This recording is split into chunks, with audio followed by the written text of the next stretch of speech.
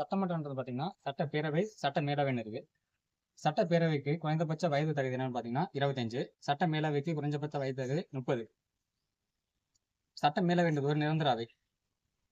சட்ட மேலவையில 3ல் 2 பங்கு உறுப்பினர்கள் 2 ஆண்டுக்கு ஒரு முறை ரிப்பீட் ஆகிட்டே இருப்பாங்க.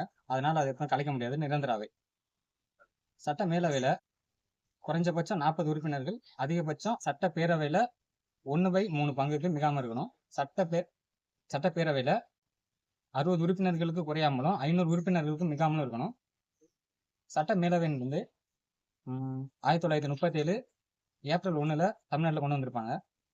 அது 1986 நவம்பர் 1 நீக்கியிருப்பாங்க. அப்போது முதலமைச்சர் யாருன்னு பார்த்தீங்கன்னா எம்ஜிஆர்.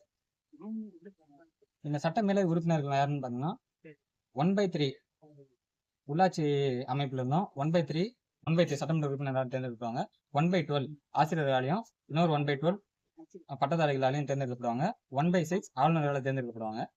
மேலவை இருக்க மாநிலங்கள் வந்து 6 மாநிலங்கள். உத்தரப்பிரதேசம், பீகார், மகாராஷ்டிரா, கர்நாடகா, ஆந்திரா, தெலுங்கானா, இந்த 6 மாநிலங்கள் தான் சட்டமன்ற மேலவை இருக்குது. தமிழ்ல சட்ட மேலவை நீக்கிறதுக்கும் உருவாக்குறதுக்கும் சட்டமன்றம் ஒரு தீர்மானம் நிறைவேற்றி மத்திய அரசுக்கு அனுப்பினா மத்திய அரசு நினைச்சா சட்டமன்றத்தை மேலவை வந்து நீக்க முடியும். தமிழ்நாட்டுல வந்து 234 சட்டமன்ற தொகுதியில் இருக்கு.